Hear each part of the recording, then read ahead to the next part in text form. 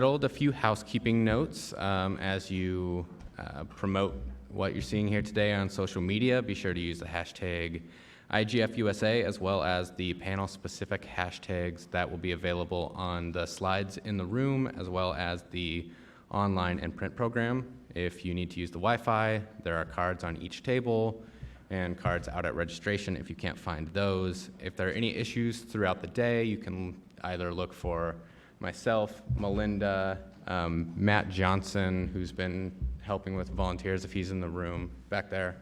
Find any one of us and we'll help get that settled. We're also going to be using a platform called Slido today for some audience interaction. That has a pretty good web interface, but if you prefer to use apps for things, then you can go ahead and prepare for that and download that, but there's no need. And for those following online, we will be using that platform to facilitate remote questions. During the lunch break, we will have a new thing where we'll have several topical discussions over in room A, which when the walls come down will be over there. And the topics for that will be the Dynamic Coalition on Sustainability of Journalism and News Media, Dynamic Coalition on IoT, Encryption, Corporate Responsibility in ICT, and ICANN registration data and GDPR. We'll have coffee throughout the day, lunch and drinks at the end of the day, so really no reason to leave.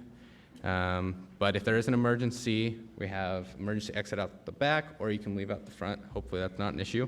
And I just want to thank the sponsors and the volunteers that made all of this possible and introduce Melinda Clem to give the official co-chair welcome to the IGF-USA 2019.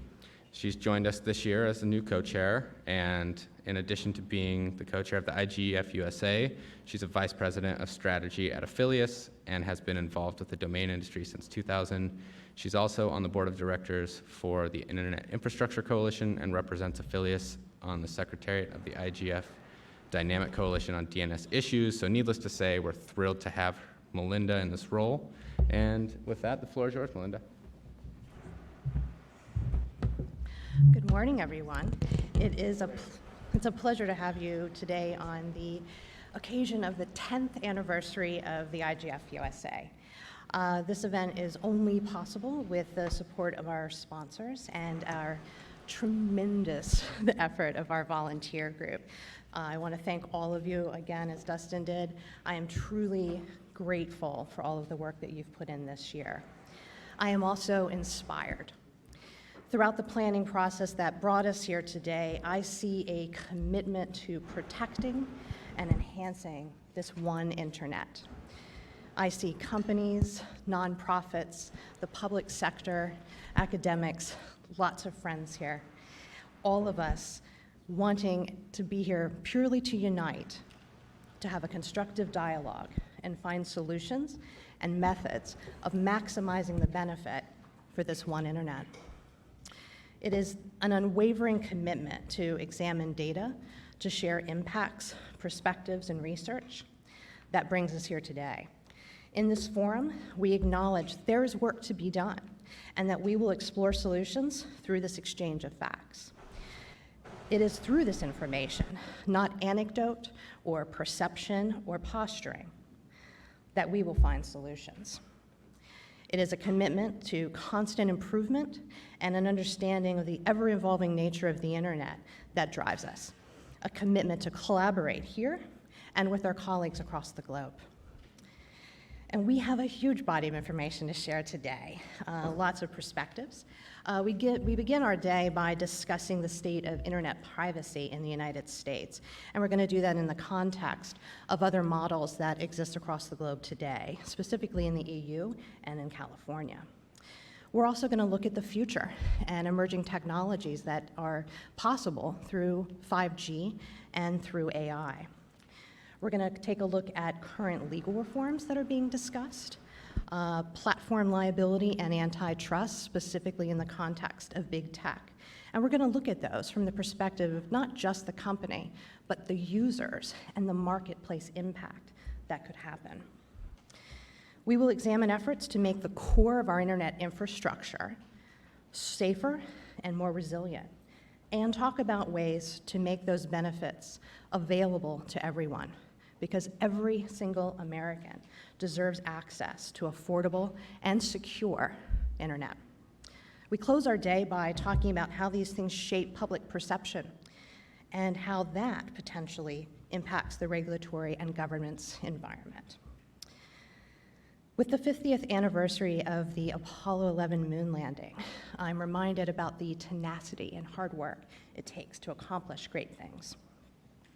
As President Kennedy said, we choose to go to the moon in this decade and do the other things, not because they are easy, but because they are hard. Because that goal will serve to organize and measure the best of our energies and skills, because that challenge is one that we are willing to accept. I think we can take inspiration from that today in our work and the work that needs to be done on the internet. We have seen the rewards, our access to information, healthcare technologies, education, all of these things and so many more that benefit. And we choose to continue our work to protect those benefits and to create new ones. We choose not to accept that there have to be absolute trade-offs, that we can have both encryption and privacy. We can have fast internet and it can be secure, and so many more things. We choose because we want to make this one internet the very best it can be. So my friends, let's begin.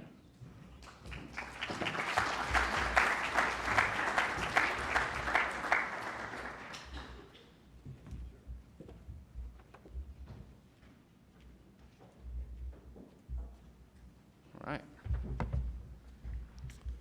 So, to provide our morning keynote will be Acting Assistant Secretary Diane Rinaldo, and I've learned this morning that in high school she was a flaming baton twirler, so I guess you could say that there's nobody in the room better prepared to introduce the state of internet governance today.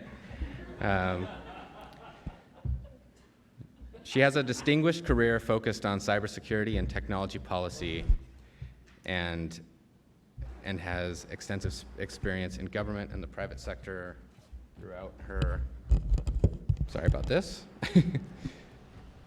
throughout her career. She has staffed the House Permanent Select Committee on Intelligence, where she was the lead committee staffer on Congress's landmark cybersecurity legislation, the Cybersecurity Act of 2015. She also served as the Oversight and Budget Monitor for the National Security Agency and the Defense Network Systems, and served as Deputy Chief of Staff to Congressman Mike Rogers as his top technology staffer.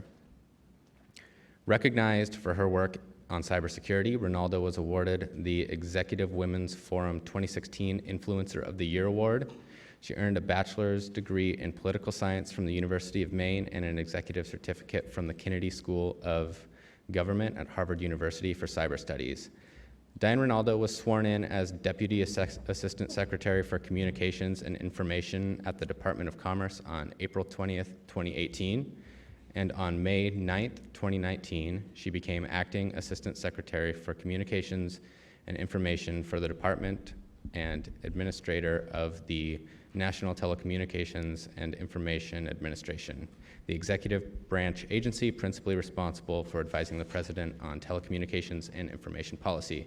It is my honor to introduce Acting Assistant Secretary Diane Rinaldo to kick off the day with an opening keynote for the IGF-USA 2019. Are we set, Jolly?